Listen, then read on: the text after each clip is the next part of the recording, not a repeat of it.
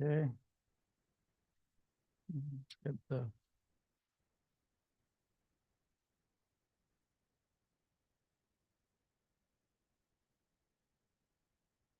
okay. Hare Krishna. So, where we are at is it's very interesting. I hope it's another explosive discussion. Last week was really good. I really liked it. So much understanding I got with this multifaceted discussion. That's how Srila Prabhupada wants it. We should look at it, look at the same topic from various angles of vision. Even if they are opposite to our thinking, this is what is extremely um, enlightening. Bodhayanta parasparam. Everything is speaking the same tune. Then there is not so much fun, so to say, in the spiritual realm. So, I mean, and as long as we keep our discussion within the purview of the scriptures and among the purview of the Vaishnava etiquette, it is all wonderful wherever we touch. So I was very enlivened last week, and I thought let us take it to the next step, which is the main topic, the elephant in the room that we were talking about, where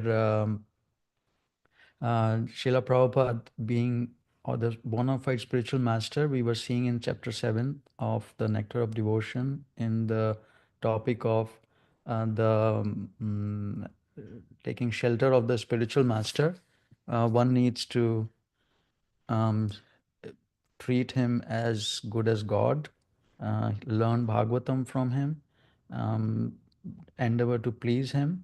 This is Yasya Prasadat Bhagavad Prasado. Let me go back. The first is Sakshat Hari, as good as God. Then learning Bhagavatam from him, which is Nityam Bhagavata Sevaya.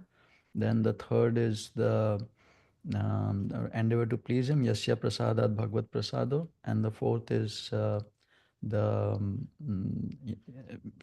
as much faith we have, that much Krishna revealed. Full faith meaning full revelation, like that. Ye tamam prapadante. And that verse which signifies this is Yasya deve para bhakti yatha deve tatha guru. As you have faith, Krishna reveals the truths. So these are the four basic verses on which our shelter of the spiritual master is based. Taking shelter, accepting the shelter of a bona fide spiritual master. And the one which we are talking about, the elephant in the room, is the acceptance that Srila Prabhupada is as good as God, which also kind of flows through in the other two um, facets, which is sakshat. Unless we know sakshat Hari, then we will not be able to have full faith with the Yasya Deve Parabhaktir, and the full revelation is not there. And Bhagavatam is not learned with that much faith. I mean, we learn only a part of it, and we don't get the full benefit. So, but I thought let us take this topic, where currently this is being under attack, Srila Prabhupada as good as God, and let's take it head on.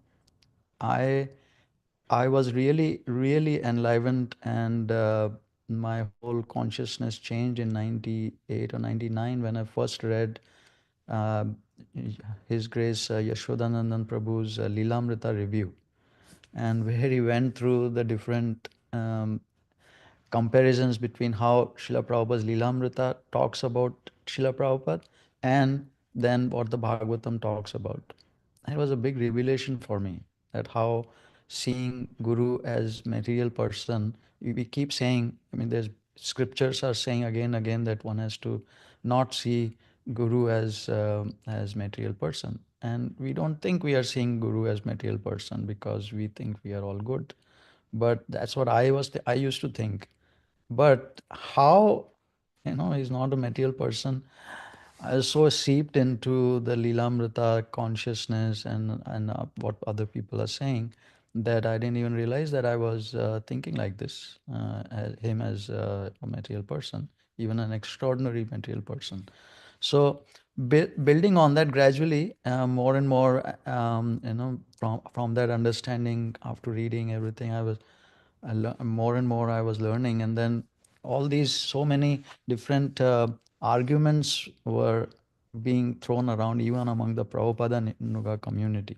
I won't take one devotee's name. He told me so many things about Srila Prabhupada very nicely. He didn't mean to criticize Srila Prabhupada at all. In fact, he was trying to glorify Srila Prabhupada, and I was so pained that it is not, uh, meaning one has to glorify him as a spiritual person, resident of Goloka, rather than as an extraordinary person with some limitations. So I had compiled this paper, and I feel this is, and I've shown it to many senior devotees for their thing, including Yashodan Prabhu and all the devotees, and they all encouraged me with it. So I thought, why don't we take this up, because it kind of compiles all the different arguments which devotees we hear in the common sphere, among the devotee sphere, on what kind of arguments are thrown about for Srila Prabhupada as a extraordinary material person. Um, so against that, so let us look at it. Anyone has anything to share before we go into it?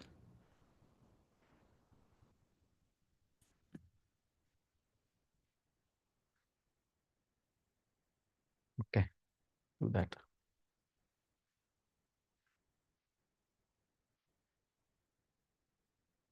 Okay, so we last week we went through this Chaitanya Charitamrita Adi Leela 2.86, where Lord Chaitanya is talking about there are four mistakes and four material limitations.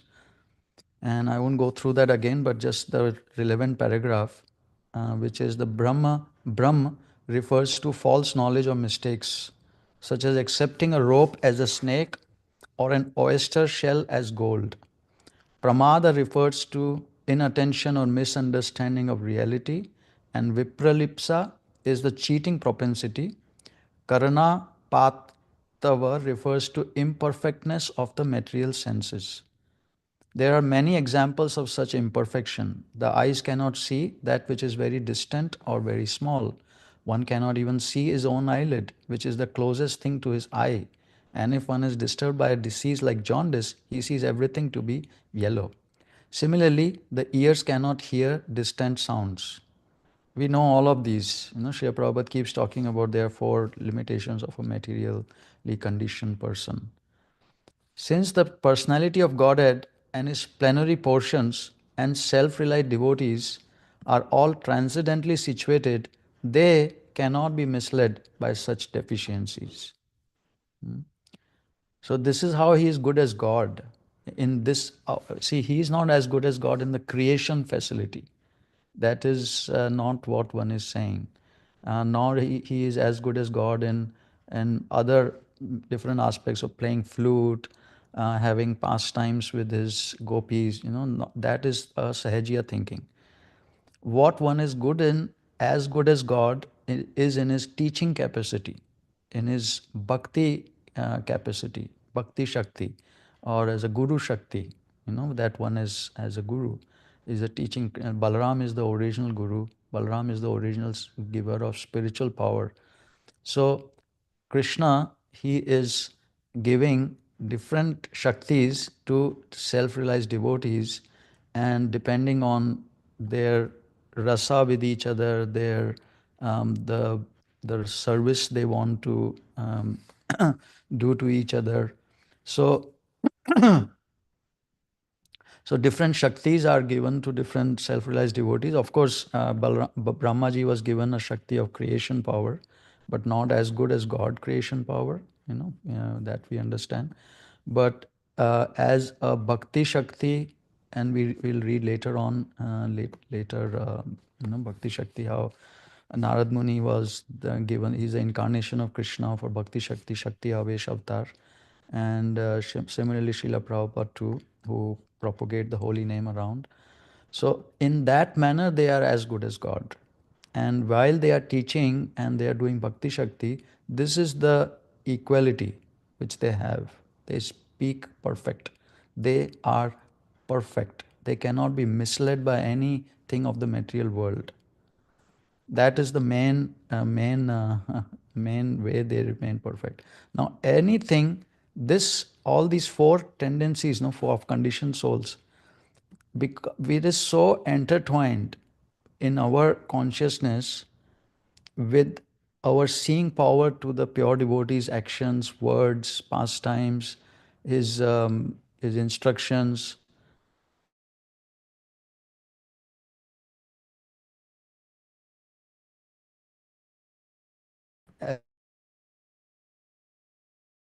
these or some of these conditions.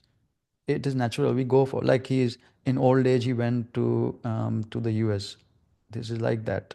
We don't see. He's totally. We will go forward and see how he doesn't ever become old as we are. So I'm going through these arguments, and I hate to read what I have written. We need to read only Srila Prabhupada, but there are some of these arguments, so which devotees make, well-meaning devotees, but they make that I mean, every one of us have heard Srila Prabhupada in his lectures and his conversations. Sometimes he forgets some words, you know, and then sometimes he mixes up Jai Radha Madhav. I know Jai Radha Madhav. He mixes up the word one line to another line one time. Has anyone noticed that? Yes, Prabhu. Mhm. So now the question could arise, like, how is it? He's forgetting, oh, what's his name? And then he misplaces person's name. And some devotees, thinking of these so-called mistakes, they say, so these are the arguments, that, oh, you see, he became old because you see, naturally, he's our spiritual master, he's acharya, he's as good as God. But you see, like any old person, like very hesitatingly, they will say, they don't want to offend, but because they are well meaning, very nice devotees, but without that some knowledge lacking, the only thing what we see is through our eyes, what we have seen through our childhood, conditioned way. So without that spiritual understanding, one will, from the scriptures, one would see that as making mistakes. And maybe in old age, sometimes it happens, but it's not material. It's not a big deal. Sometimes it becomes a big deal in management of ISKCON. I have heard from many senior devotees, even among Prabhupada Anugas, that there are, Srila Prabhupada is perfect when he's speaking the philosophy and writing books.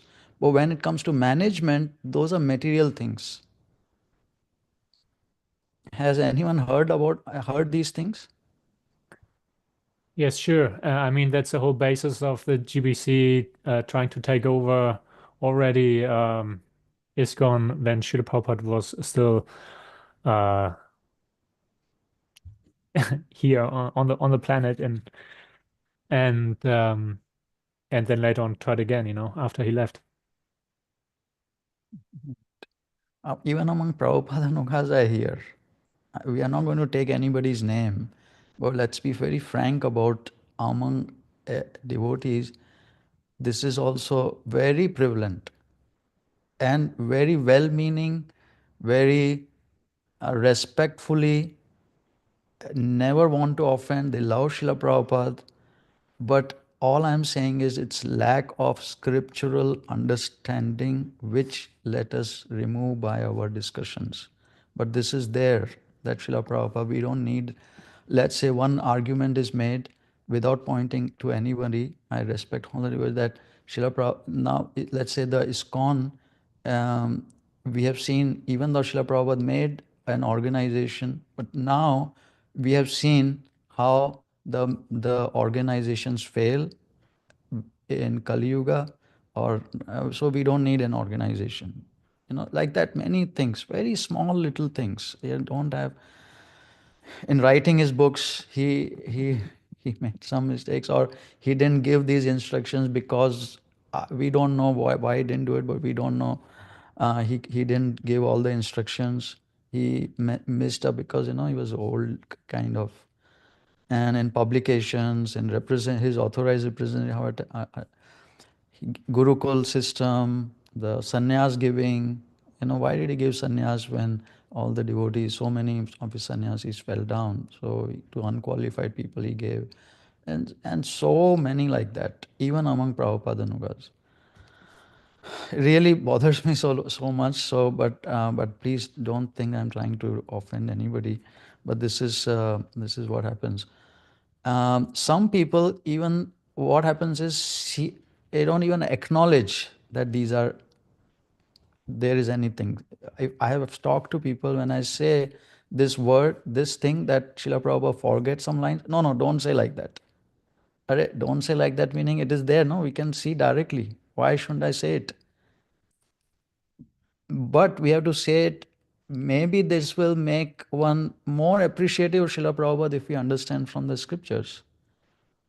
Not that we offensively see it, but we need to see it from the eyes of the scriptures. And that's what we are going to do going forward today. Then there are some other arguments. So all these are arguments which I have gone through in my arguments with devotees. And so if other people have other arguments, please do share. I'm trying to connect with under the different categories of arguments, which try to justify or try to find reasons around Srila Prabhupada being a materially, seeing Srila Prabhupada as a material person, some way. So one of the arguments is these mistakes are material, not spiritual mistakes. These do not hamper Srila Prabhupada in giving the pure message. The spiritual master does not commit any mistakes while giving the spiritual message, but he need not be perfect in material activities. That is very prevalent. Since very initial days of my Krishna consciousness, this was being preached to me. That this is how, this is what it is. So, is he perfect in his actions also? Is he perfect not just in his speech or his words, but is he perfect in action? So this is the famous verse from Bhagavad Gita. Mahatma nastu mam partha devi prakritim ashrita bhajanti ananya manaso gyatva bhutadi avyayam. O son of Pritha, those who are not deluded, the great souls, are under the protection of the divine nature. They are fully engaged in devotional service because they know me as the Supreme Personality of Godhead, original and inexhaustible. Lord Krishna is referred to as Rishikesha in this verse because he is the owner of all senses. The living entities are part and parcel of him, and therefore the senses of the living entities are also part and parcel of his senses. The impersonalists cannot account for the senses of the living entities, and therefore they are always anxious to describe all living entities as senseless or impersonal. The Lord, situated in the hearts of all living entities, directs their senses, but he directs in terms of the surrender of the living entity. And in the case of a pure devotee, he directly controls the senses. So that's why he's called Rishikesha. So how can Srila Prabhupada senses, all the senses, we know 11 senses are the karma indriya, jnana indriya, and mind, how they are fully controlled by Krishna. So how can Krishna make mistakes? Such liberated persons as Vyasadeva are perfect not only by the power of vision and wisdom, but also in oral reception, in thinking, feeling, and all other sense activities. A liberated person possesses perfect senses, and with perfect senses only can one serve the sense proprietor Rishikesha, Shri Krishna, the personality of Godhead. Srimad Bhagavatam, therefore, is the perfect description of the all perfect personality of Godhead by the all perfect personality, Srila Vyasadeva, the compiler of the Vedas. So, there's another argument. When I was making this argument, one devotee told me, Deny Prabhu, are yes, devotees allowed to ask questions at this point? yeah, please go ahead. So we're here with Pradyumna Prabhu, Mathura Prabhu, and Govinda. We're all together, one place. So Mathura wants to ask or say something. You can hear me, Prabhuji? Very well, Prabhu, booming. Yeah, I was so shocked what this topic, what you say now, that I was directly hearing like Hridayananda Goswami, even from ISKCON, he say openly in lectures given in internet that Prabhupada can only be taken if he is quoting Shastra, then it is absolute. And if he is not directly quoting Shastra, that it is not perfect. So, and because Prabhupada say about woman something not so nicely, this is because of his condition of Indian culture. I was so shocked. And this is the teaching for the ISKCON devotees. My God. And because he Prabhupada says something that women have a smaller brain on and more like this points, and he said everything is actually not perfect. It is because Prabhupada was taking birth in India. This is the cultural blah blah blah and all this. So this is going on is very heavy. Yeah. They destroy completely the transcendental absolute platform of Srila Prabhupada completely. Yeah. On that, Systematic. but on the other hand, they also actually destroy their own platform, right? Because if they claim, okay, we are here's such and such guru, then you can put exactly the same argument. Like, okay, why should I listen to this person who is also making material faults, right? I mean, in that sense, they don't do a service to themselves, right? So just my 2 cents, yeah.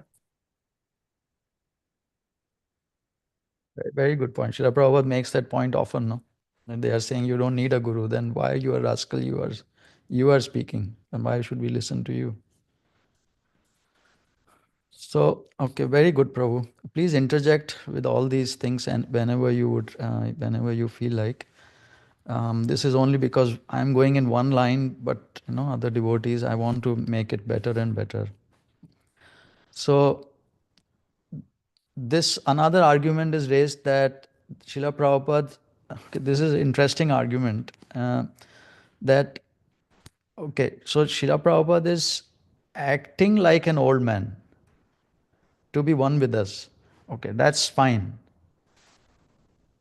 Otherwise, if he will appear like a spirit, if he appears like spiritual and transcendental, not an old man, then his status as a teacher may not be taken seriously, or practically it will appear too far away for any of us.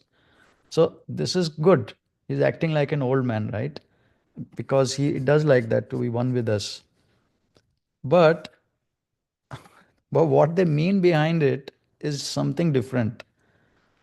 So this is question I'm raising is, why cannot Srila Prabhupada, while acting as an old man in behavior, simultaneously act free of all kinds of material mistakes? So what they say is that because he's acting like an old man, so he makes mistakes to show us that he's an old man. You understand? It's not just like appearing in an old form in front of us. That is not where they stop. They say he's forgetting something. Old people get muddled and they get tired and they get a lot of diseases also. They sleep so much time, like daytime also they doze. So Srila Prabhupada is acting like an old man when he's forgetting things and like that. But he's not an old man. So that is another subtle argument to say that he is making some mistakes, which he is not. And we will see how. He appears to be making mistakes. So, so if he is acting like an old man, why can't he act like an old person but not make material mistakes also? Because he cannot, because he is perfect. We just read it. Krishna controls his senses. Nimai Prabhu. Yes, Prabhu. Sorry, just a quick question and so you can go on. You keep on saying they. Can you please define who you mean by they say, they say? Okay, maybe you missed earlier, but what we were going through, Prabhu, was that there are, I am mostly now talking even among Prabhupada Nugas also, which is seeped into from the larger ISKCON. Larger ISKCON and Gaudiya Math, it is, I have seen this prominently, all these different arguments. Even among Prabhupada Nugas, that arguments are there. Not to that extent, like no one, no Prabhupada will say what Mathurapati Prabhu is saying about Srila Prabhupada, what Hridayananda was saying. Hridayananda appeared in the court here, you were questioning, and he was like horrible. No, I can't even. I think I posted one time his testimony, all about material faults like that. But Prabhupada won't do that. But even among Prabhupada dogmas, many of these arguments are there. Why I wrote this thing compiled was because of all these arguments among devotees. But still, the fact remains that we do see Srila Prabhupada committing some mistakes. Sorry, you didn't answer my question actually. Yeah. You haven't answered who is they when you say they say. Does that mean everybody in general? Yeah. All the devotees I have seen among the devotee community. Okay. So that's all of us, more or less. Yeah. Right? Yeah. Okay. So then let's say we instead of they, let's just say we. Fine. Okay. Let's say we. But the fact remains that Srila Prabhupada did commit some mistakes. How do we understand them?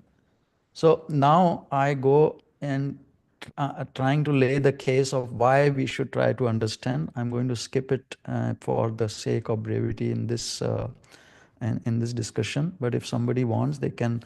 I'll just see if we do not understand, then it'll be injurious to our spiritual progress. And only then the Vedas will be revealed to us, with the words we have been going through is the acceptance of the shelter. Yasya deve parabhakti yatha deve tatha guru tasyate kathita hi artha prakashante mahatmana. Only unto those great souls who have implicit faith in both the Lord and the spiritual master are all the imports of the Vedic knowledge automatically revealed. Srila Prabhupada writes, the injunction of the Vedas, the spiritual master should not be treated as an ordinary man, even if sometimes the spiritual master behaves like ordinary man. It is the duty of the disciple to accept him as a superhuman man. In Bhagavad Gita, the Lord says, Avajananti ma mudha. This means that sometimes people misunderstand an incarnation of the Supreme Personality of Godhead to be an ordinary man. The Supreme Godhead, his incarnations or his devotees, may pose themselves as ordinary men, but they are never to be considered as such. Nor should an ordinary man not supported by authorized statements of the Shastras and Acharyas be accepted as an incarnation or devotee.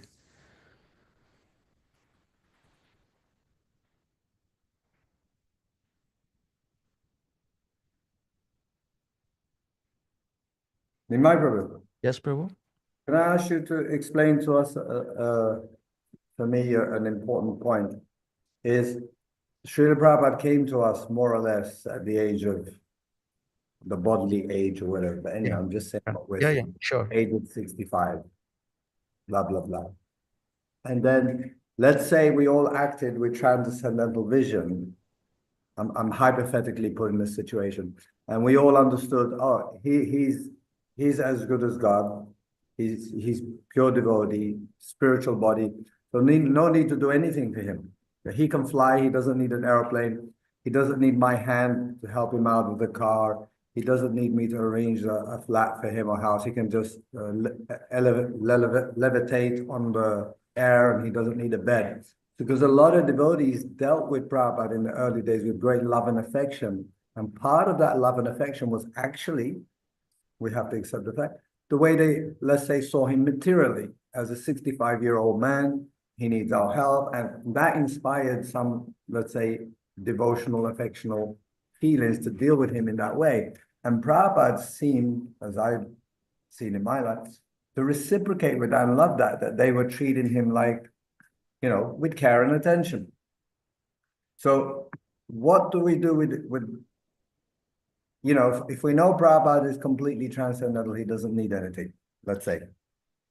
But if we see him materially, we think, oh, I want to serve him, or he needs my help, or whatever. There's some kind of 2 points there. Very, very good point, Prabhu. And it is exactly the same with the deities, no? Yeah, exactly. Yeah. Exactly. So just like the deities, they don't need us, we need it.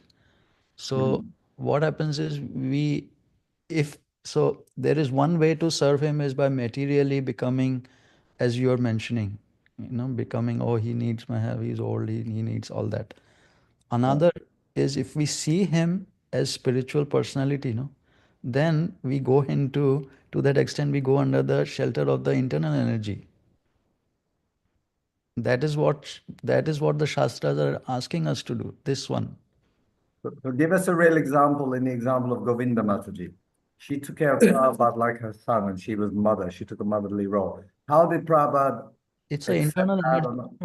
Prabhu. That's exactly what Srila Prabhupada, as an incarnation of God, Shakti Avesh incarnation, he is he's he's inducing, he's ready, just like deities form. No? Why would we feed the deity if we don't go under the internal energy?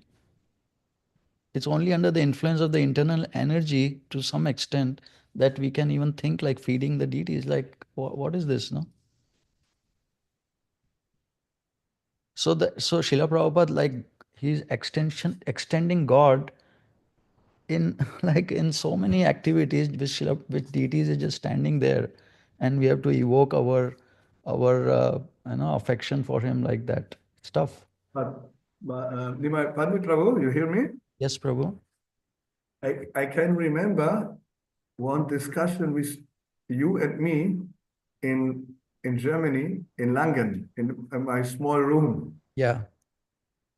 Still, I can remember you took the position that Prabhupada know everything. But one point I say that not everything, but actually it is everything on transcendental spiritual platform, Vedas and everything. But I think I say that Prabhupada is Jiva Tattva. He is Shakti avatar, but he is not Vishnu Tattva. That means because Vishnu Tattva is in every atom. So that Vishnu Tattva can know now what kind of ant in Mexico on this street is now running over the street, some ant. And the exact position of every atom and ant is fully knowable by super soul. But because Srila Prabhupada is Jiva Tattva, it's not needed that he know where some atom position is or something. And that even Prabhupada was asked by some audience, can you tell me how many steps have some skyscraper in America? Prabhupada said, how I can know? It's not in my knowledge. And then Prabhupada said, but how you can have full knowledge then? But Prabhupada said, yeah, Acharya have full knowledge, but not about such things. So what is now your position? Because I remember that we have a small fighting on this point to this time. No, this is very good, Prabhu. There is a pastime. See, as much as I understand, I don't remember the time when we discussed, but definitely in my years I have been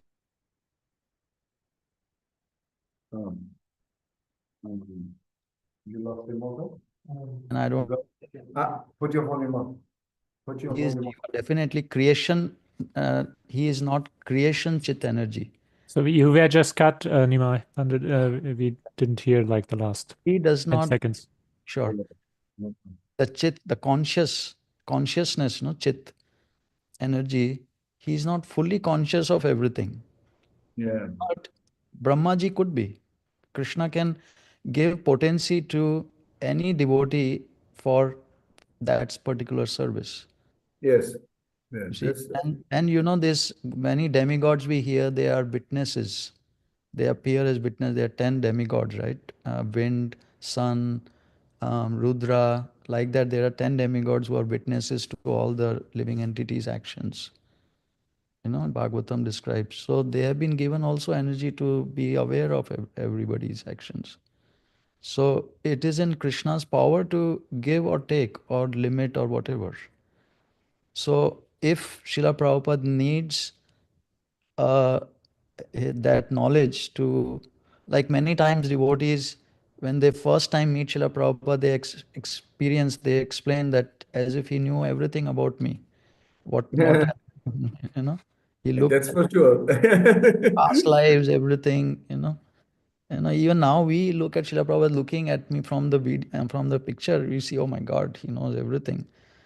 So that consciousness of Srila Prabhupada to be able to see whatever is required for him to do the service, that he will know everything. There is no imperfection there. Yes. So I'm sorry if I was thinking, I was making a point that Srila Prabhupada was like knowing, all knowable like that at that time. And but this is what I'm thinking. You know, there is a pastime in the Yeah, but actually, even if he was not right, it is much better to sing like that, like to reduce something. I think. Yeah, yeah, no problem. so this is So, please go ahead. Yeah, please. Hare Krishna, Prabhu. So you just said that uh, means I'm just trying to understand the point that Srila Prabhupada is not all knowable. Is that we are agreeing? Is that what is agreed What, upon? what I said? I, You mean what I said? no, Nimai Prabhu just said that a statement where he said is that he does not want to convey that Prabhupada is all knowable. No, This, no, see, there's a mix in this words, word, not knowable, Maybe I got confused between the words. not this, Please. all knowing. Knowing and knowable are different. So we can know Prabhupada, but Prabhupada is not all knowing. Like Vishnu. Vishnu Tattva is all knowing, but Prabhupada is not all knowing. Knowable and knowing are different words. sure. So this is a verse which I feel like this sets the understanding. This is 157 Bhagavatam, is the fifth chapter of the first canto about Narad Muni. Um, Oh, moment before one second. Before I forget it, we went to the Bliss Boys to UK, and one of our new devotee, Bhakta Konstantin, he is we call him now nickname Jagannath. He told me that he was speaking with Purujit there about topic that, and Maitreya and Purujit, they say to him that even Krishna cannot know everything in future. And then he was also here, huh? Yeah, and then he Srila said, Prabhupada said like that. because we have a free will, Yeah. therefore Krishna cannot know exactly the future because we can immediately think otherwise that how he can know it. There is a whole conversation like that, and it is true also. So What? yeah, so what happens is like this, because Srila Prabhupada asked this question, and I'm sorry I'm not able to pull it up. I don't remember exactly. I will pull it up again. But he goes on like this, that let's say I can decide what I want to do at this time. I want to eat meat, I can decide. See? Then Krishna may not know that what I will decide. That is the meaning of free will. But But who said but it? but if he, because Krishna is also all knowing, at this moment, because I have decided not to eat meat, he knows what is my whole thinking, and my reactions and everything. And as soon as I decide to eat meat, he will instantly with me, because he's sitting in my heart. He will know that also, that whole life in front, whole future also immediately. But he, as far as my free will is concerned, it is, that is what free will means, no? That I can decide what I want to do. Yeah, I was analyzing this, that Krishna know everything, even if I have my free will and I have it, and I can decide left or right or something, I can switch in every second, but still Krishna knows everything for in my understanding, because we are taking this with our duality logic system. This is a, but there are so many other achintya logic system higher that we can even not think like this. Therefore, in our logic, it is unbelievable. But in Krishna, he have opened doors from completely other godly logic system, that he can know everything, even if we have a free will. We decide in 1 second go right and then immediately go left, but still Krishna is in such a position that he can know both sides, what we can do and exactly what we are thinking. And it is also free will. This was my thing. But if you say it is really a little bit true, then and I cannot understand that. Please tell me how to, where I can read this or something. What? I will find out that conversation, and it, why it's not just one conversation, it's everywhere, no? Because Krishna says in Bhagavad Gita, Arjuna, ye yatha ichchasi tatha kuro. Whatever you decide, you do. If actually it doesn't mean that Arjuna can decide what to do, Krishna is not just saying that, no, just for the sake of. But Arjuna is not a conditioned soul. I mean, I think it has to be more detailed, right? So the example is given here, like, oh, do I turn to the left? Do I turn to the right? I mean, we are in the conditioned state, right? So the question is, how much free will do we have? You know, but we are bound by karma, by so many other things. So how much free will do we can really shine through all these different material layers, right? But for Yeah. an unconditioned soul, that might be on a different, that might be a different question. Well, that Arjuna in that example, because he's acting like us, for teaching us, because he is already Gudakesha, he's already under Rishikesha, he's already totally given over his whole life, his whole consciousness to Krishna. So of course he will do what Krishna wants, but he's showing us, that we know, that he is showing that Bhagavad Gita was all as an example to the conditioned soul like us. So we as a conditioned soul, if we have to decide, you are very correct, because in Sattva Guna we have more decision making capacity, more free will, and then passion and ignorance becomes lesser and lesser. Definitely that is there, but finally there is a free will too. Yeah. Free means free, no? There is, and Krishna, as you are saying, Krishna, because he's like, he would know every permutation combinations in that free will too. What will happen if this soul chooses not to surrender or surrender in this manner? That every I mean, he knows everything. But I what was I will always, I finally was choose, always thinking that you know everything. Also, this. what I will finally choose among all these things, ye yatha ichhasi tatha kuro. As you desire, you as you whatever you desire, now you can choose. That is a free will, no? That, otherwise how is it that, I mean, without that, how the love comes, that I choose to love you? Yeah, that's clear. So I think we should unpack it more. I will try to pull up that conversation, and if other devotees have any other Please send me this conversation. I want to try understand this. But yeah. in the material, no one can be rich without possessing. Yes. So that's good. It's a contradiction. Pradyumna Prabhu quoted this. With you, all contrary things can be adjusted because you are absolute. With you, all contrary things can be adjusted. You do not possess anything, but no one is richer than you. In the material world, no one can be rich without possessing. So definitely Krishna, I mean, it looks contrary and everything, but finally It's all even our free will, but I'm sure Krishna knows again every time whatever person have to choose in the next day, even if he has a free will, but Krishna knows. It is my thinking still now.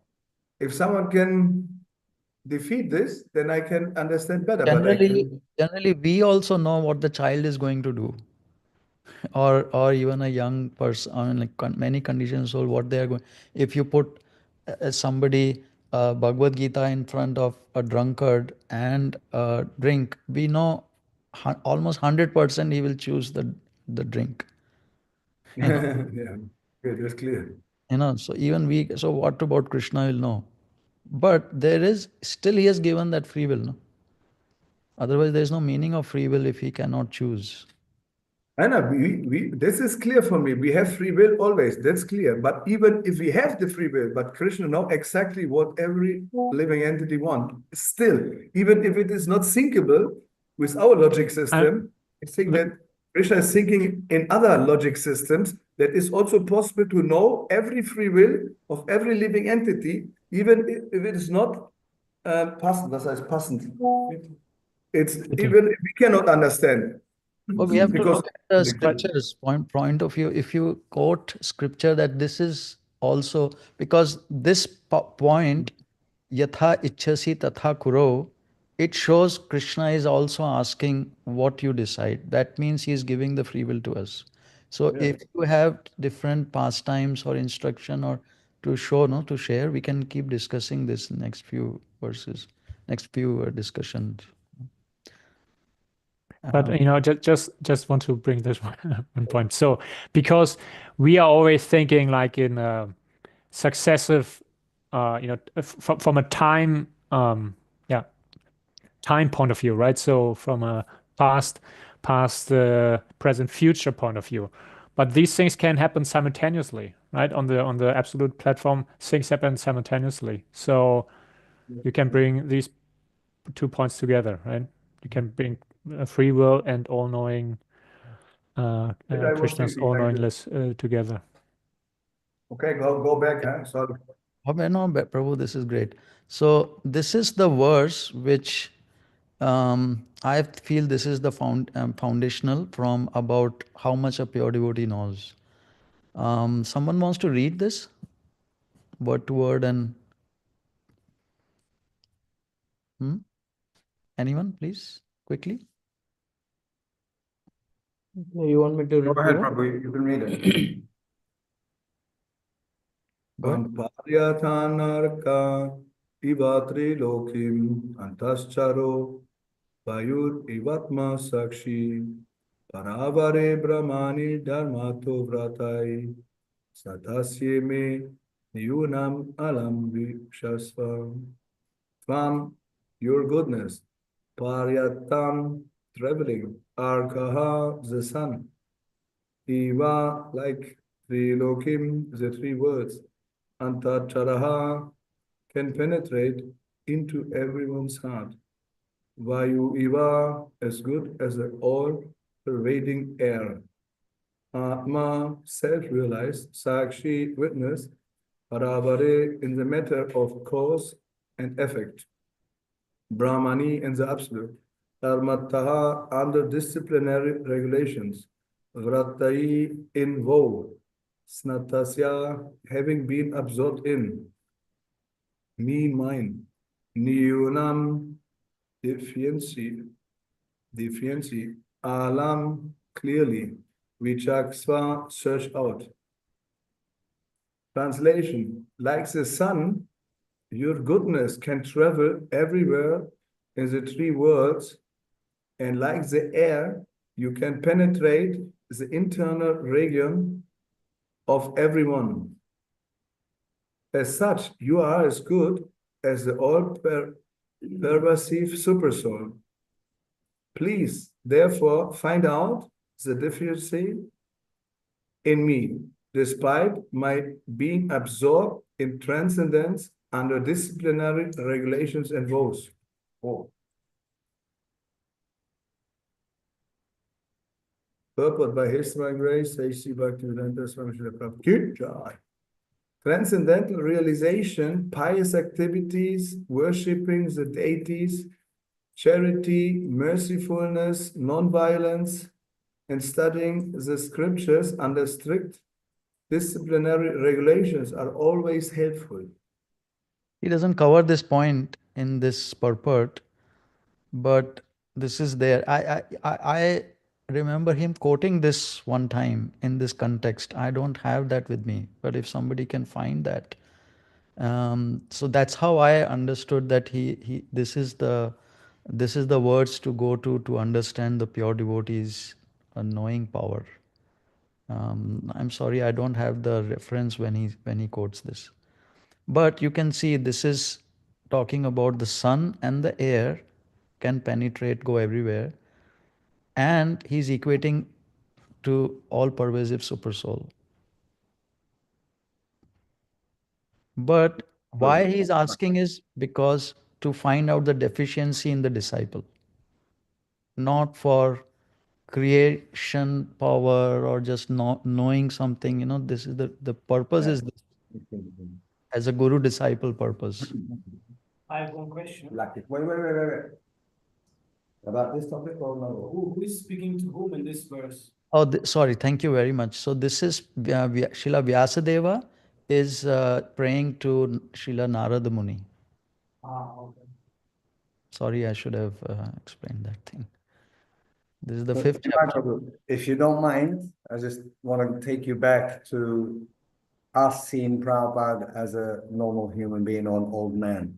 And I asked you, if you don't mind, if you can give us this as an example, that Govinda Mataji was dealing with Prabhupada in so many ways, let's say, as an old man. And how, my specific question is, how did Prabhupada reciprocate with that, accept that, appreciate that? And then the same question, there were many mothers, women, especially women and mothers of parents that knitted Prabhupada some jumpers, some coats, some stuff, thinking he's an old man and needing this and this. And indeed, Prabhupada himself posed to us that he's an old man on the human.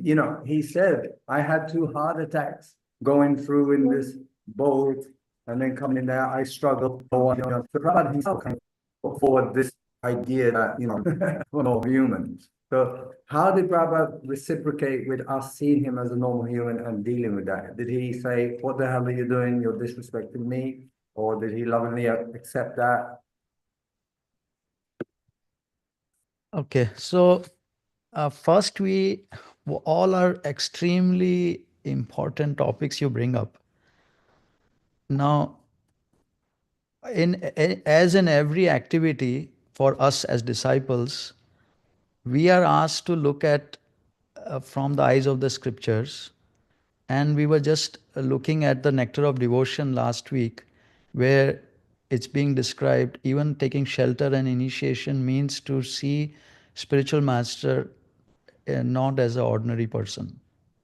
Now, when you are saying that yes, Govinda Mataji treating or the other Matajis are treating him as a because he's knitting him and all these things. So, of course, initially, devotees may see Srila Prabhupada like that, like a material person, because that is how one starts interacting without hearing. But an initial service like this is always agyata sukriti.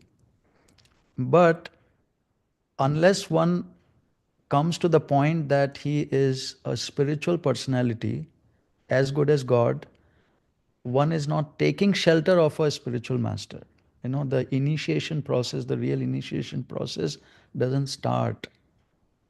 So that initial aspects of when one is giving, or because he's old or he's hungry, giving him, that kind of thing is for the initial starting point. But soon enough, we are told, like in Nectar of Instruction, which is for like neophytes, we are told, Srila Rupa Goswami says, one is forbidden to observe the activities of a pure Vaishnava from a material point of view. For the neophyte especially, see, considering a pure devotee from a material point of view is very injurious. How much more one can say? There is nothing more to, like, how much more it can be said by the acharyas that you should not.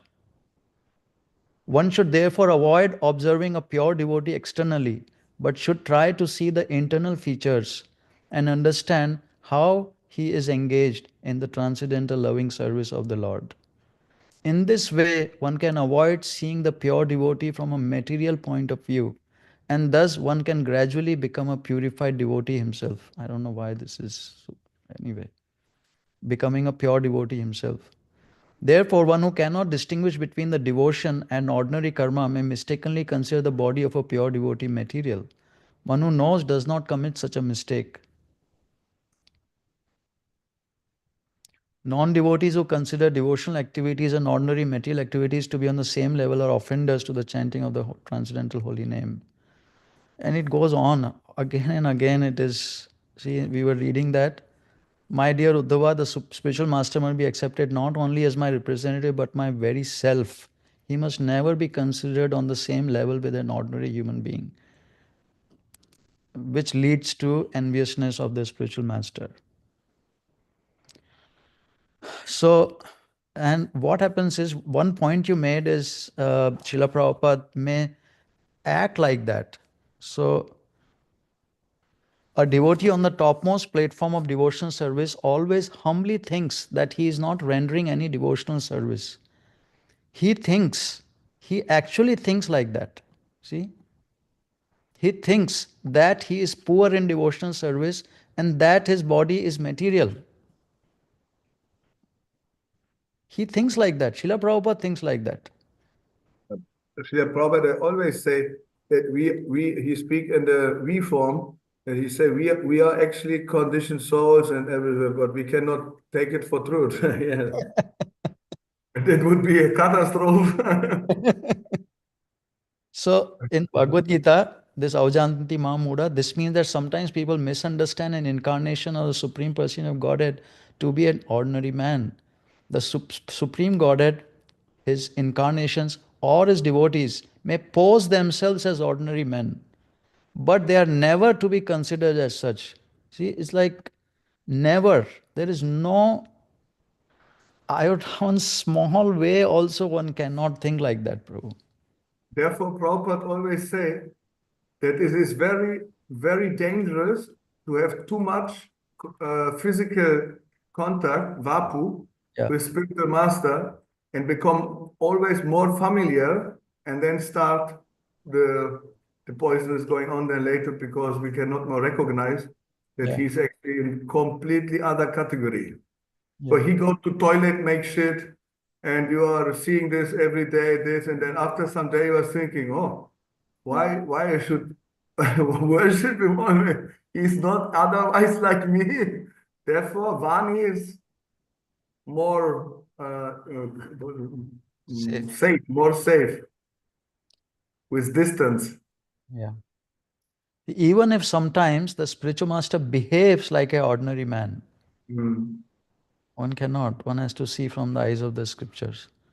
So, uh,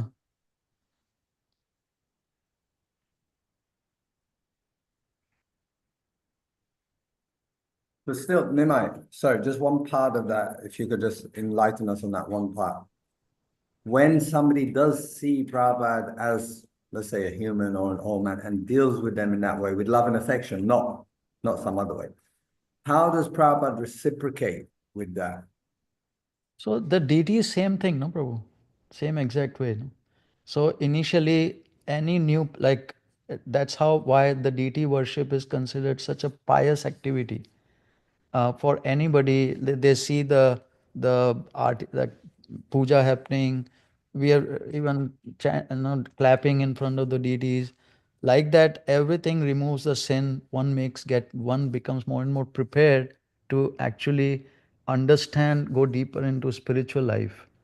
But it is not devotional service. I mean, there is, but it is a great pathway to devotional service. So if Great. Sorry. Could you say that again? Website, is this a great what? Pathway. Because of that service to the spiritual master, seeing him is as a old person we need to help. It's extremely great agyata sukruti, no? Agyata Sukriti means unknowing devotional service, correct? So the But they know they're serving Prabhupada. They can't, somebody like Govinda or something like that they is accept Prabhupada as their guru. I don't know on what level they have their realization, but they accept this is their guru, and I want to knit him a jumper or this or that or serve him in some way. So still, you gave me some talk about deities, but still, if you don't mind, answer directly the question: how DT did is Prabhupada always. reciprocate with them? I don't know how he reciprocates, Prabhu, but DT is how from the scriptures we can see that one remains on the DT plate, DTs worshipping and thinks of them more or less. Uh, if he sees, it's the same thing that described that one who sees the deities as made of stone, spiritual master as a material person, then he is a sinful person. But one sees the deities as Krishna, but only sees the deities, not devotees. He is a neophyte. So spiritual master, I mean, there will be gradations. Gradually, one is seeing he is actually very powerful. He is with God, but there are some infections. So one is turning from a non-devotee, pious non-devotee, to a kanishtha gradually, and then one accepts theoretically that he is actually God in this form. Then one can take shelter of him. Then the devotional service starts. That is the actual devotional service described in Nectar of Devotion we just read.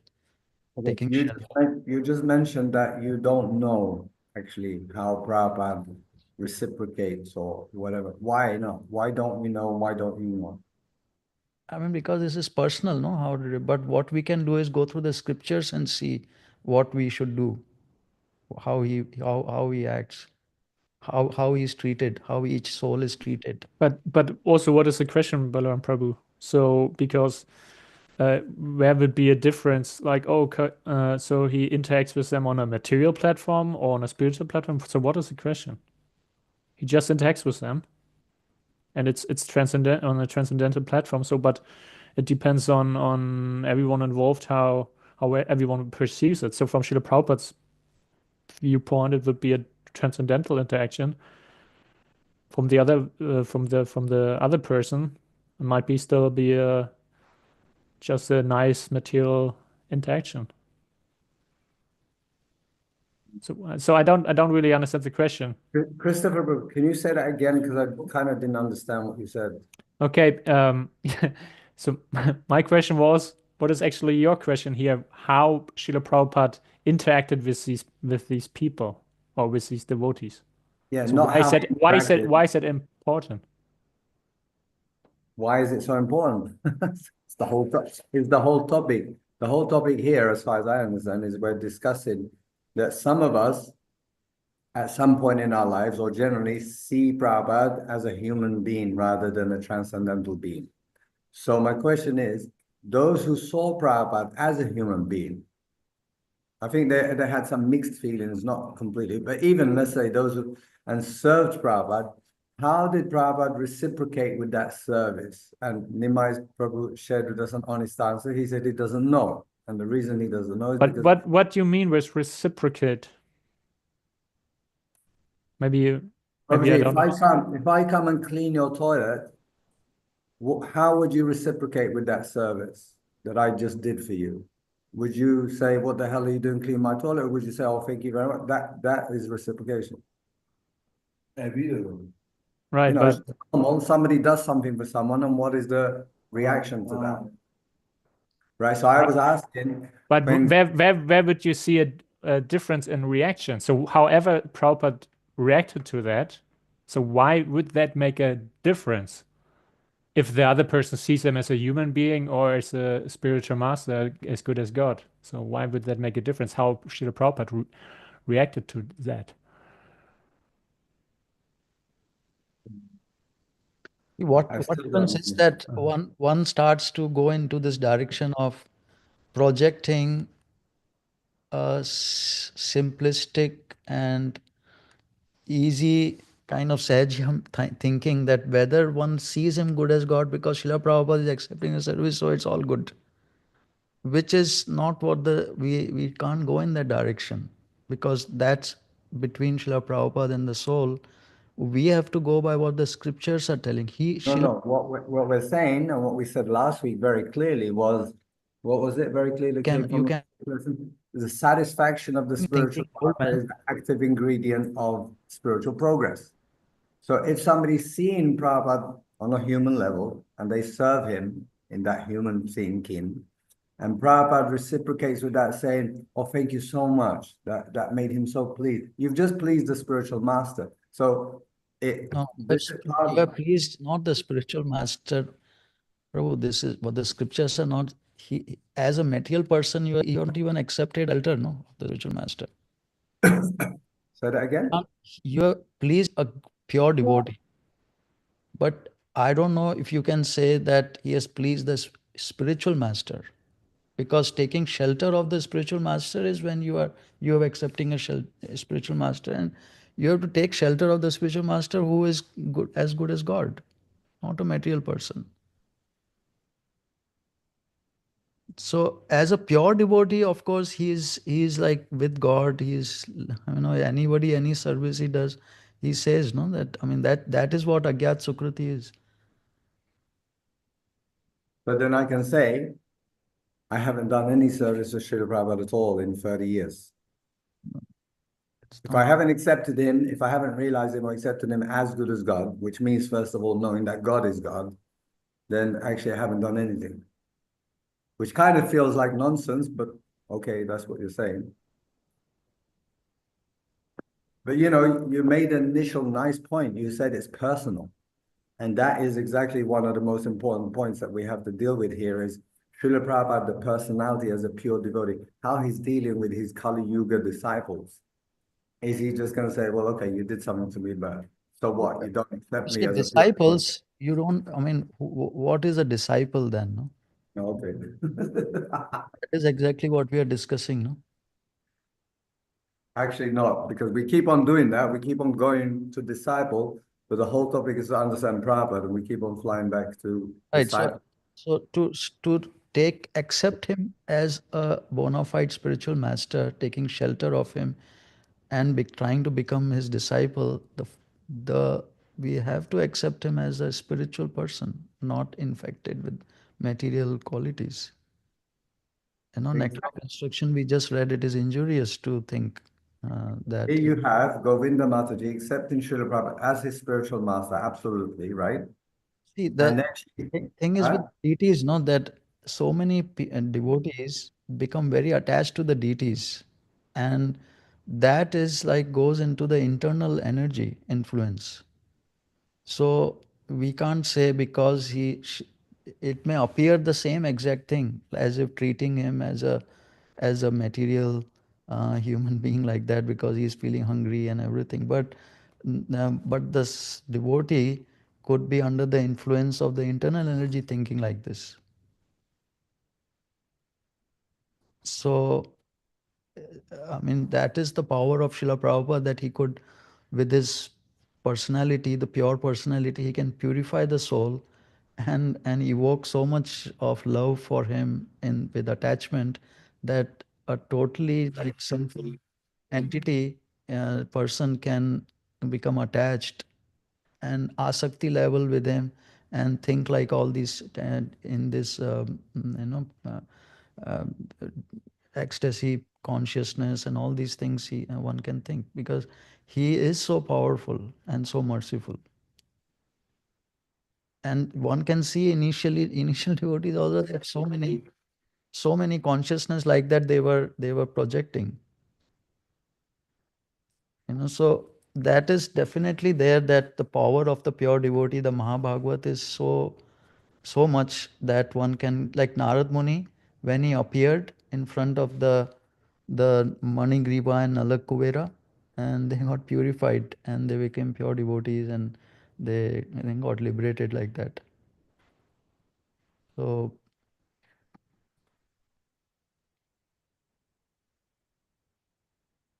can we continue? Yeah, but actually also I what Krishna came here, it's also actually mostly there was people Next line is Gaurangera. Yeah, please go to ahead. this time, to Kurukshetra time, even only the pure devotees, the Pandavas, and some others, they know exactly that Krishna was a personality of Godhead, the highest personality of Godhead. And others could also not understand. And I know even people, they say Krishna cannot be God because at the end he died by the arrow of a hunter. So if we want, we can also not understand even Krishna. And spiritual masters also some similar lila. Same like Krishna was always hungry. When we read Krishna book or Chaitanya Mahaprabhu, Gaura Lila, he is always eating something. Same. So if someone have the inclination not to understand that, he can even say that Krishna is also not God. So that's a special mercy. If we get this special mercy, then we can recognize the Guru as really as absolute, and Krishna also. If not, then this is there's no mercy, Yeah. and we are so polluted that even I know even one devotee, he said that Gauranga is not God. After 7, 8 years, he said like this, and he said that Prabhupada was not perfect to me. I brought him to Krishna consciousness, and then he was joining ISKCON in Switzerland. And after maybe 8 years, I met him, and he said to me that actually Prabhupada is not the real Uttamarikari Guru, because same like Prahlad Maharaj, he was Uttamarikari, and Hiranyakashipu could not kill him, because this means highest level, nobody can kill him. But Prabhupada was poisoned, therefore Prabhupada cannot be absolute, transcendental, or Uttamarikari, because he was killed, actually, so for this devotee. And then in the end he say, and even Chaitanya Mahaprabhu was not God. And then I was shocked. I was, wow, how Maya is working. It was unbelievable. So he could not more recognize. So that's dependent on special mercy, I think, also. Because look, in the beginning he was thinking Prabhupada is absolute guru, Diksha Guru, the only Diksha Guru. Later he went to ISKCON, and then like this, he's thinking that Prabhupada is not the absolute guru, and Gauranga is also not God, and all this came up in his mind. I don't know how, but it is fact. So I was shocked. And I tried to analyze this, but I could not find some answer actually. I could only think what Maya is so wonderful. That's all. It'll be interesting to see why he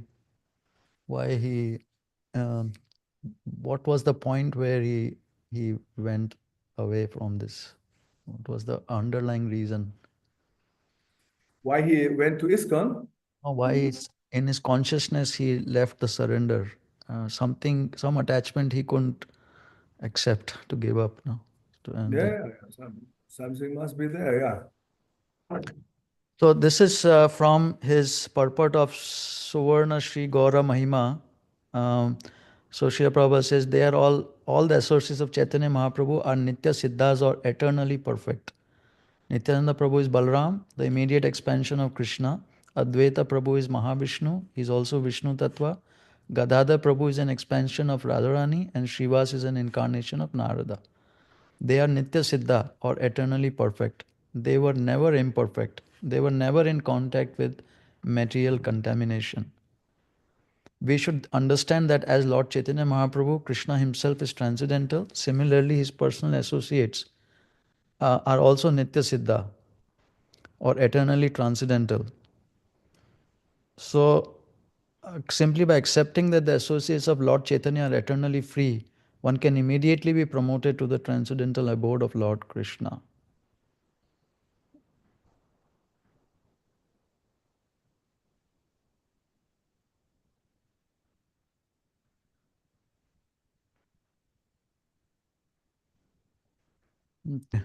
Up to date. This lecture is very interesting. And his associate, just like Nityananda Prabhu and Advaita Prabhu and Gadadhar and Shivas and many others. So he's always in association with his assistants who are assisting him in propagating the Sankirtan movement. Gaurangera Sangigane, Nitya Siddha Bhoi Mane. Anyone who is preaching the Sankirtan movement,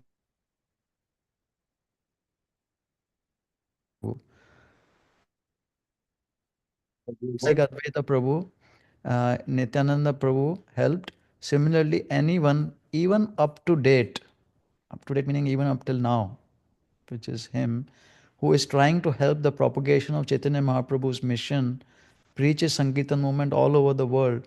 He is also associate of Chaitanya Mahaprabhu. Gauranga Sangigane Nitya Siddha Boli Mane. They are not ordinary human being. Nitya Siddha, ever liberated. So, of course, he's Shaktivesh Avatar. I'm going to skip that. Anyway, this is there. Any living being acting as the incarnation of Lord Vishnu is thus empowered by Lord Vishnu to preach the Bhakti cult. Such a person can act like Lord Vishnu and defeat demons by arguments and preach the Bhakti cult exactly according to the principles of Shastra. As indicated in Bhagavad Gita, whenever we find someone extraordinary preaching the Bhakti cult, we should know that he is especially empowered by Lord Vishnu or Lord Krishna. As confirmed in Chaitanya Charitamrita, Antalila 7:11, Krishna Shakti Vinana hai Tara Pravartan. One cannot explain the glories of the holy name of the Lord without being specifically empowered by him. So there is another whole thing we can go through about his being Shakti Vesh Avatar. Okay.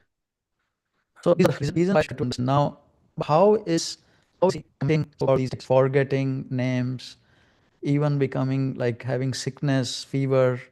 We hear Srila Prabhupada having fevers here, there, so many times. And this person's forgotten, that person's name forgotten, like that. How do we understand that? So, even in the spiritual world, there is some fault and envy. Sometimes gopis will quarrel over Krishna's favor. And once Krishna was so much attracted to Radharani that by mistake, Krishna is having mistake. He tried to milk the bull instead of the cow.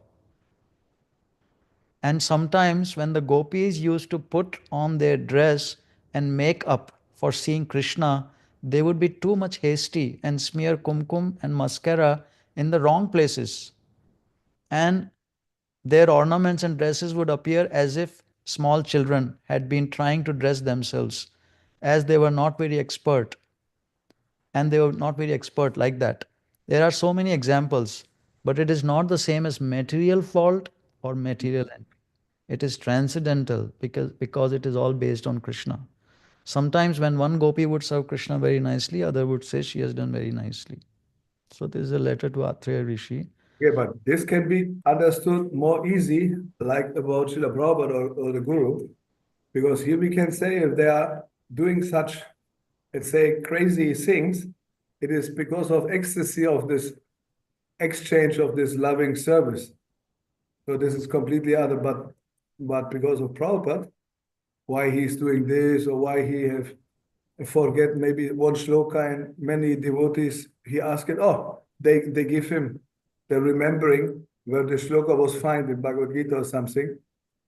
And therefore there was discussion even because they was asking Prabhupada, you are really absolute, no fault, you can no mistake because you don't know sometimes this and that. And Prabhupada saying, it's not dependent that Guru have this and this. Whatever he give you, that's absolute. That he know everything because on Bhakti finished. There's one discussion. I have used this on Facebook. So, but for me, this is more easy to understand that Krishna is making so-called mistake or rather Radharani get crazy speaking with a tree or something because of some ecstasy, because of prema, but Prabhupada is more difficult for me. For you? Also more difficult? Yeah. For Balaram, also more difficult. So, I mean, that's great that we are talking about this because Srila Prabhupada explains all this very nicely in Nectar of Devotion, and that's what we'll be keep reading. So, this is similarly quoted in the Krishna book. When Krishna suddenly disappeared from the company of the gopis, they began to search for him in every place. After not finding him anywhere, they became afraid and almost mad after him. They were simply thinking of the pastimes of Krishna in great love and affection. Being absorbed in thought, they experienced loss of memory. And with dampened eyes, they began to see the very pastimes of Krishna, his beautiful talks with them, his embracing, kissing, and other activities. Being so attracted to Krishna, they began to imitate his dancing, his walking, and smiling as if they themselves were Krishna. Due to Krishna's absence, they all became crazy. So I quoted this to one devotee who was telling me that about Srila Prabhupada is kind of old like that. So when I quoted this to him, he gave the argument that, oh, you cannot compare Srila Prabhupada to the gopis. You know. He must be something in this Madhurya Raja. So um,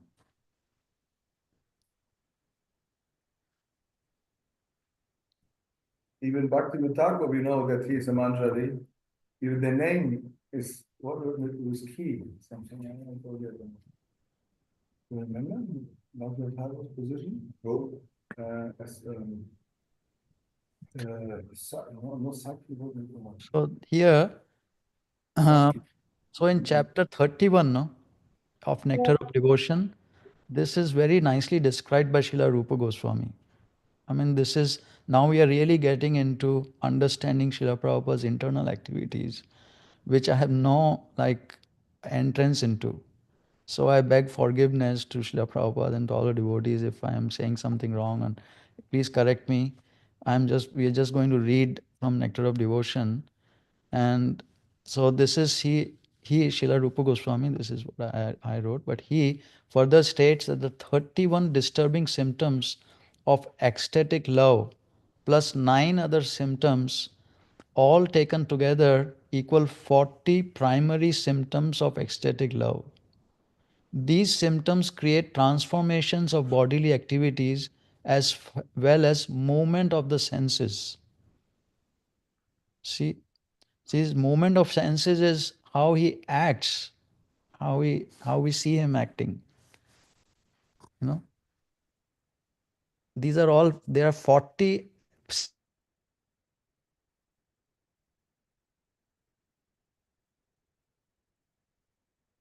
them.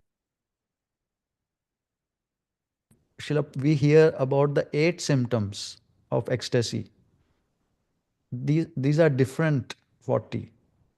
The 8 symptoms of existential ecstatic love are becoming stunned, perspiring, standing of the hair on the body, faltering of the voice, trembling of the body, changing of bodily colors, shedding of tears, and devastation.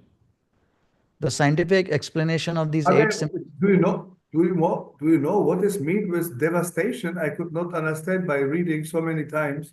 What kind of devastation is mean on spiritual platform? But Consciousness I, that now I can everything is understand over. it. Like Lord Chaitanya is, everything is over. I have Huh? Life is finished because I can't live without this. Yeah, but what happened then? You die or what? Almost. yeah. Like I mean, they not, give up the body. not Like, even almost. So- Not even almost. We die. Devotees die, and they are revived again.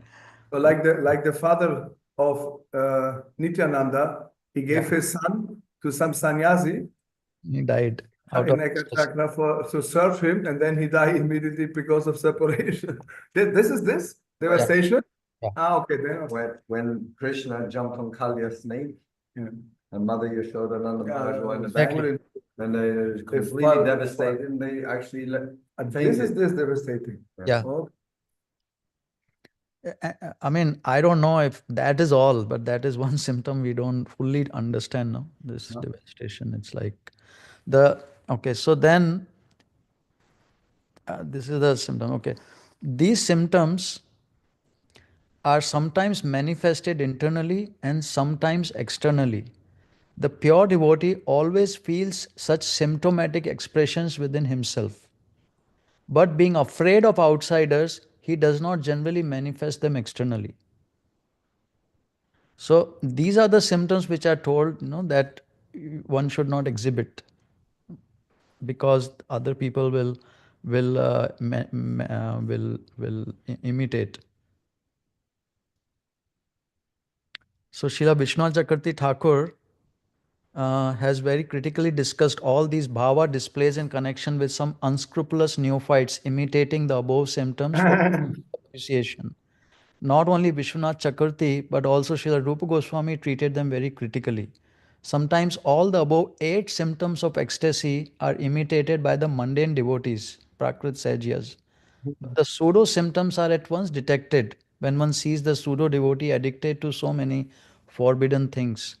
Even though decorated with the signs of devotee, a person addicted to smoking, drinking, or illegitimate sex with women cannot have all the above mentioned ecstatic symptoms. But it is seen that sometimes these symptoms are willfully imitated. And for this reason, Srila Vishwanath Chakravarti Thakur accuses the imitators of being stone-hearted men. They are sometimes even affected by the reflection. Okay, anyway. So a devotee who is actually advanced in Krishna consciousness, who is constantly engaged in devotion service, should not manifest himself, even though he has attained perfection. The idea is that he should always continue to act as a neophyte devotee as long as his material body is there. Activities in devotional service under regulative principles must be followed even by the pure devotee. But when he realizes his actual position in relationship with the Lord, he can, along with the discharging of regulative service, think within himself of the Lord, under the guidance of a particular associate of the Lord, and develop his transcendental sentiments in following that associate. That's from Yeah, chapter 6. this is Rupa Goswami. Yeah, he said that even if some think that he's on Raganuga platform, and because we are in Kali Yuga, so many I know, they cheat themselves. They think they're on this platform, but it is completely nonsense. You can immediately understand if you look to him and he say, yeah, you are beginner, no problem. We are Narayan Maharaj camp. You are in ISKCON. ISKCON means Vaidhi Bhakti. And we, Narayan Maharaj means Raganuga. And they told me some of them, I don't have to chant the mantra on beats because it is 24 hours in my head. Some of them smoking ganja, doing all nonsense, and are singing like this after they are taking Guru Narayan Maharaj. So this is, and because of such a nonsense also, and then others become also sahachas. Therefore, even if someone is on this platform, he should externally always do Vaidhi Bhakti, all rules and regulations, so that nobody follow him and become sahaja. And because of our own cheating propensity, maybe we are not. Then we should do all the rules and then internally, okay, think that you are this or whatever, no problem. Then you can only cheat ourselves. That's good. Yeah, that's very security. Very It's well, perfect. very well said. So now this is the issue. So we devotees sometimes take these 8 symptoms, the no no sorry, we devotees, we take the injunction in these scriptures to say one should not exhibit these ecstatic symptoms to mean that Srila Prabhupada does not or cannot exhibit ecstatic symptoms. Like it has become like a black box in our mind. At least in my mind it was. And but when I started reading these, chapter, especially we're talking about so these are 8 symptoms which devotee can control to some extent, which Srila Rupa Goswami and Vishwanath Chakravarti Thakur are saying one should not exhibit. But the 40 other ecstatic symptoms, one cannot. No pure devotee can control that. Because, as we just read, these symptoms create transformations of bodily activities as well as movements of the senses. The senses move like that. That is how devotees on that platform recognize other pure devotees. And we'll go through those symptoms. You see this.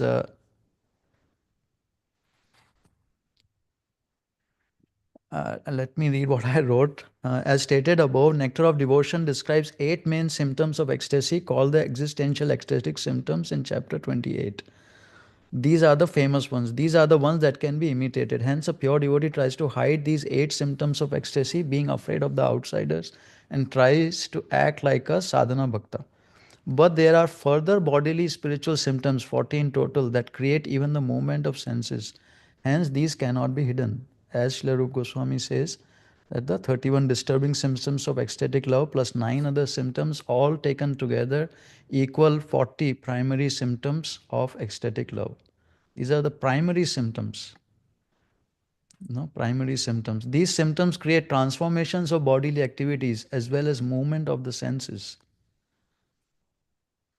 So as Srila Prabhupada, because he's in continuous ecstasy, all his emotions and bodily activities that Srila Prabhupada manifests through his transcendental mind and senses are symptoms of this ecstasy. These cannot be hidden. This is what he is. He cannot but act like that. So these 8 existential symptoms can be hidden externally, but sometimes Srila Prabhupada would suddenly stop and tears would come. So these can be hidden and sometimes they come out. But these primary symptoms of ecstasies, this is how he moves, this is how he lives. How can you hide the way the devotee is living? I mean, has transcendental senses. He is a spiritual personality. He's a resident of the spiritual world. He's right in front of us, looking like an ordinary man, but he's a spiritual embodiment of spiritual senses. So he acts like how the spiritual senses act, no? And these are what we when we see Srila Prabhupada acting like that, we mistake. So you see this chapter 29, expressions of love of Krishna. So there are some bodily symptoms which express overwhelming ecstatic love. They are counted as 31 as follows.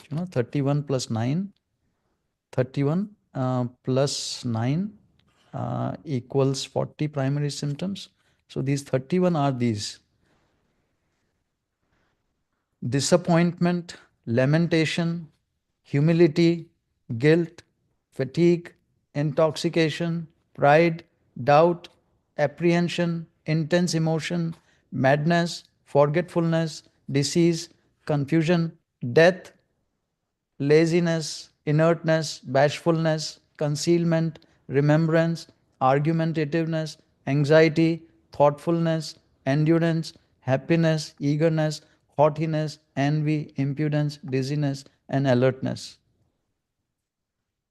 It's like whatever Srila Prabhupada does, no, each and everything he says, does, acts, emotions, projects, everything is from his spiritual senses which are in ecstasy of Krishna. It's not like us feeling fatigue, us feeling pride about anything or disappointment or lamenting about nothing like us.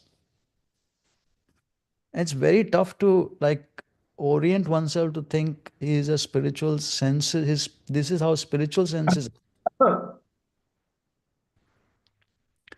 So then in chapter 31, all the above mentioned 31 symptoms of ecstatic love are called vyabhichari or disturbing.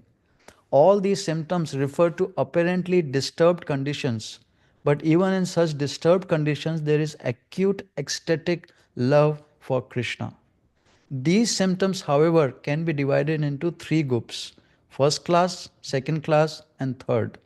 There are many disturbing symptoms in ecstatic love, such as envy, anxiety, pride, jealousy, conclusion, cowardliness, forgiveness, impatience, hankering, regret, doubtfulness, and impudence. These are included in the 31 conditions of ecstatic love. Srila Rupa Goswami has very nicely analyzed the different kinds of disturbing symptoms. And although it is very difficult to find the exact English equivalents for many Sanskrit words used here, his analysis will now be presented. When all such symptoms are included in ecstatic love, they are called I don't remember what is that. Or continuously existing ecstatic love.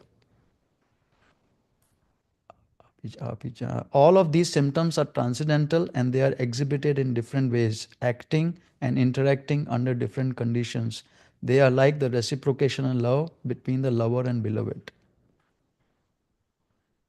Srila Rupa Goswami says that fright, sleep, fatigue, laziness, and the madness of intoxication are sometimes grouped under continuous symptoms of ecstatic love, and they are due to a strong attraction. So it's like Srila Prabhupada when he goes to sleep. This is ecstatic symptom. When he eats, ecstatic symptom. When he is talking to somebody, ecstatic symptoms. When we see in the conversations, he's arguing with different devotees, ecstatic symptoms. Each and every single activity, action of Srila Prabhupada through his transcendental senses is symptoms of his ecstasy, Yeah, continuous ecstasy. right. You could also often see if you give a TV interview or so about also his disciple from the Beatles, Harrison, and his face was so nicely, so little proud, little proud. Yes, we are like this and this. This was a very nice face. It's very tough to understand him like that. As you are saying, no, proud because of the ego a little bit, we could feel, oh, how he's Yeah, proud. but not because Or not because of false ego. No, no. Other, no, not this pride. no, we can think because our seeing power, Yeah, no, you can. Yeah. our seeing power is Yeah, like that. We yeah, it's, project it on yeah. Srila Prabhupada or any pure devotee like that. And so these are continuous symptoms of ecstatic love. They can't be hidden. The symptoms of ecstatic love are sometimes grouped under four headings, namely generation. It's like too much. Like there is a whole world in which the pure devotees act. And Srila Rupa Goswami has explained that in his Nectar of Devotion. Um, he further states that the 31 disturbing symptoms of ecstatic love plus 9 other symptoms all taken together, this we read. All of them can be accepted as different feelings of the heart. Sometimes some of the feelings are quite natural, sometimes some of the feelings are just temporary appearances. Those symptoms which are very natural always remain from within and without the devotee. He is that.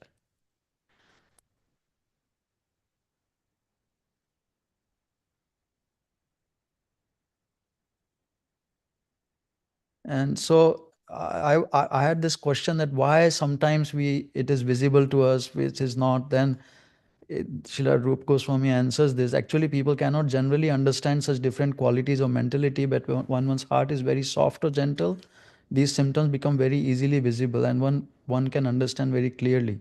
The heart of one who is highly elevated and grave is compared with gold. If one's heart is very soft and gentle, his heart is compared with a cotton swab. When there is an ecstatic sensation within the mind, the golden heart or the grave heart is not agitated, but the soft heart immediately becomes agitated somehow. So all these are different devotees, how they are, in different manifestation, different varieties. So it's very tough at our level to distinguish between all these things. But Margot, can I jump in with a question? yes, Prabhu. Sorry. Like we're reading all this philosophy and all these aspects that you have so nicely compiled for us, and it's great, and we need it, and we should hear it. It's great. But I'm just wondering, in Prabhupada's time, they didn't have probably not even 5% of this literature that we're now studying in deep into. But still, they were on the position that they were dealing with Prabhupada, let's say, in the correct way, almost organically or naturally, and making huge progress.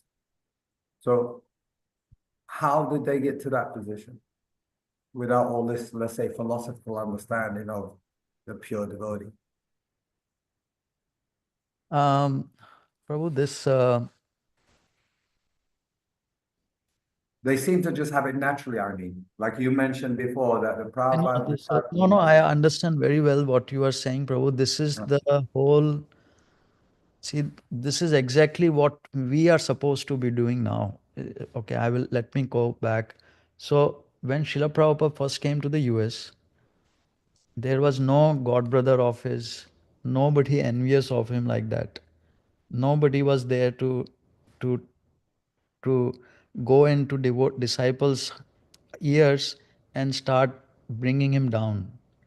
See, so when one sees Srila Prabhupada, because of his ecstatic manifestations, the souls, what my understanding is through the scriptures, is that souls got purified with his, and some of the souls may have been his close associates from earlier or not, whatever, some service he accepted.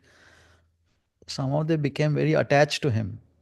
325, we hear 325, 22, 25, and Bhagavatam, that one gets attached to the pure devotee, it opens the door to liberation. That even that material attachment, that material attachment can turn into spiritual attachment because it is being applied to the spiritual personality, ecstatic personality like Srila Prabhupada, Mahabhagavat. So that in the consciousness, they accepted him as good as God. Now, without the philosophical basis, no? Why the philosophical basis come into the issue is when there are counteracting arguments or actions done to bring that down, which started happening when our um, our Kirtananda and Achyutananda went to India with Srila Prabhupada. So then, first time it happened, no, was in 1970, earlier a little bit, but 1970, first time Achyutananda was in India, in Vrindavan or in Mayapur, I forget which, and he told some things to Brahmananda about the Guru, how he can be this, that way. And then Brahmananda started preaching to even Vishnujan Maharaj, Garga Muni, and Krishna Das, four devotees. They started preaching that Srila Prabhupada is actually incarnation of God. He is God in a sense. Spiritual master is, so there, but Srila Prabhupada understood that this is the mentality which is coming into his mission from his god brothers. So he was so upset, and he actually, I forget the sequence of events, but he actually called devotees and told them exactly that this is what is going on. This will spoil the. Oh, sorry, no problem. Let me just clarify that point. You're saying that Prabhupada's god brothers taught Prabhupada's disciples that Prabhupada is Krishna. Something. See what happened. I don't have the They full. do that. Yeah, They're against him. what something they did to miss, because of which something was projected in the US by through Achyutananda, you know, which Brahmananda understood that Srila Prabhupada is God. So Srila Prabhupada was very upset that now the way they were saying was that you, his Srila Prabhupada's fear was, which he was telling to everybody, and that is why he kicked them out of ISKCON. All four of these devotees he gave them sannyas and kicked them out. Was that you are saying now that Guru is as good as God, and in the future you can become Guru, and then you will be treated as good as God, as God, and this is Mayavadi philosophy which is entering ISKCON. Something like that he was arguing against Yeah, these. That's why he kicked them out. but because like Balaram Prabhu was now asking you how they could in the beginning understand what Prabhupada is. But actually that's very easy because nobody in our life, like Prabhupada's disciples and we also all, have ever meet such a person like Srila Prabhupada. And I have never understood what is Guru or something. I read Bhagavad Gita in one day. I was thinking this man is not normal man. In my heart, he was immediately something like God or whatever. He was something, little bit liberation I get. So maybe even if only 1% 2-3% of liberation, because I was transforming my heart, and this never happened to me. They was thinking, this man have done something with me by reading these books. Then immediately I could understand there is something special.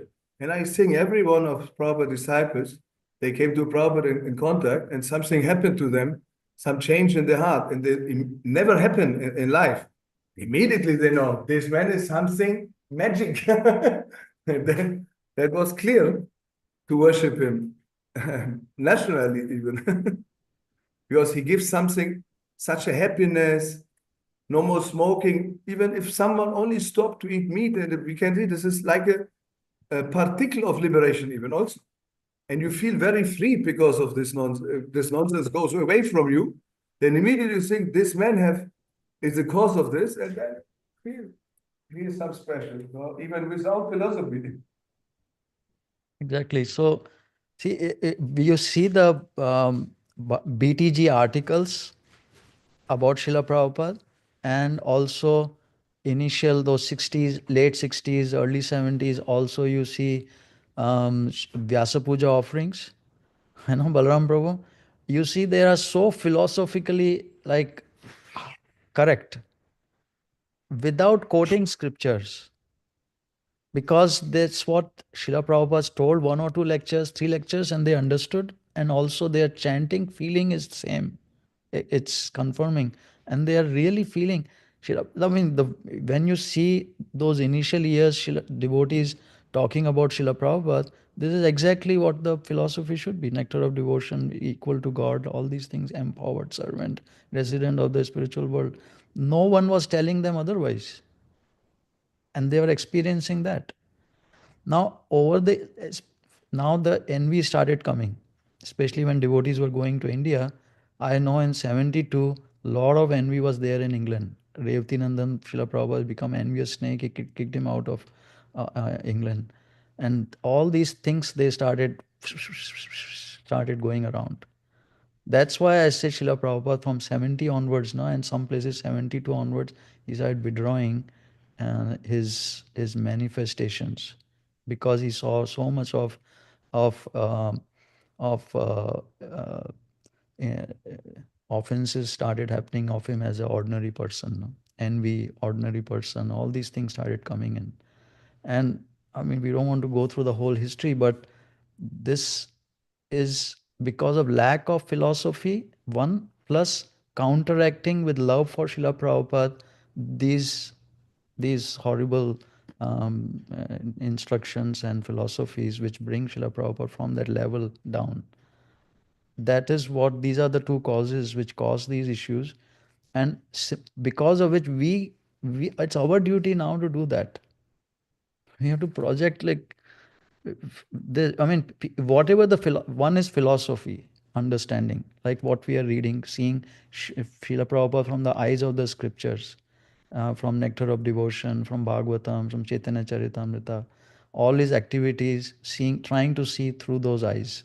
That is definitely one level, one thing that we all disciples have to do. But second is, which is more important, is that in the ether, in devotees consciousness, in every activities, in like talks and everything, because it's floating around, no? It is really tough to counteract it with just philosophy per se. One has to do it with actual affection and appreciation, and may I even say love for Srila Prabhupada. That vibrations have to change. The vibrations will change, otherwise the envy will not go in devotees' hearts and in souls' hearts. So it's our duty. It's our purification will happen, and we'll get blessings from Krishna and Lord Chaitanya if we are able to do that. To bring that back at least within our sangha first, and then projecting it around the around the world.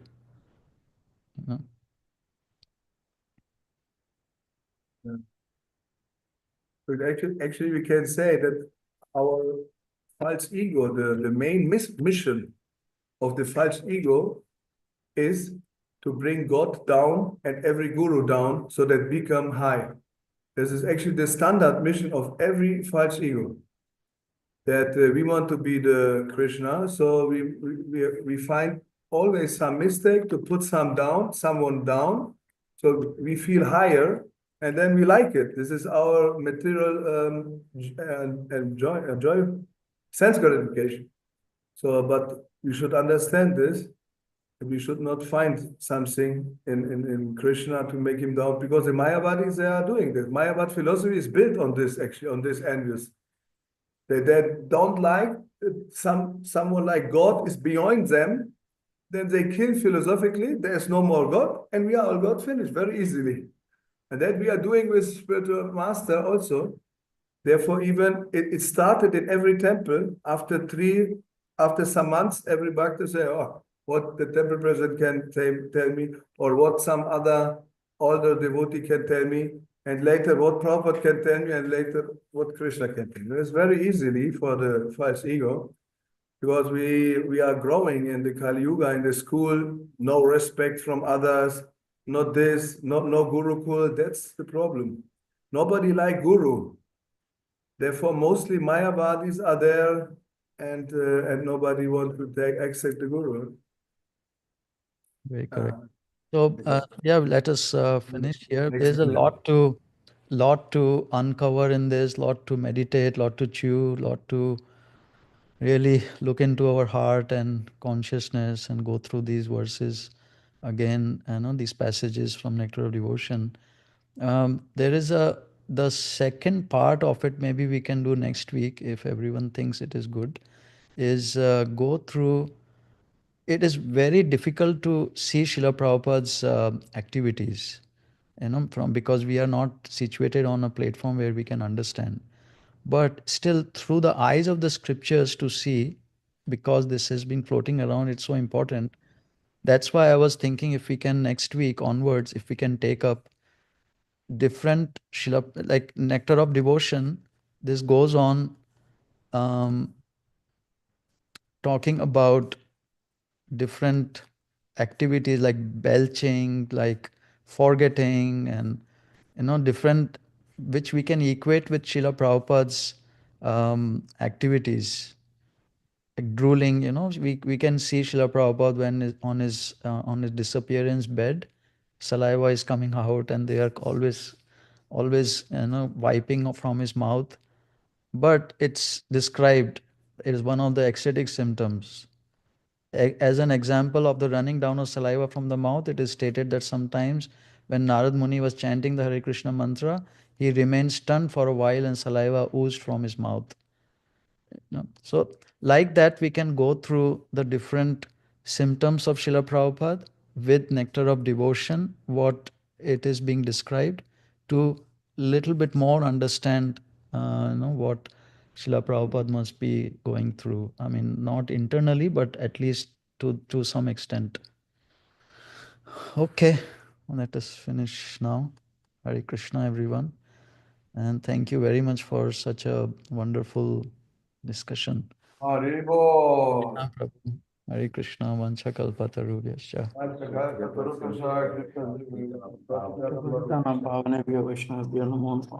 Hare Krishna. Prabhupada ki. Jai.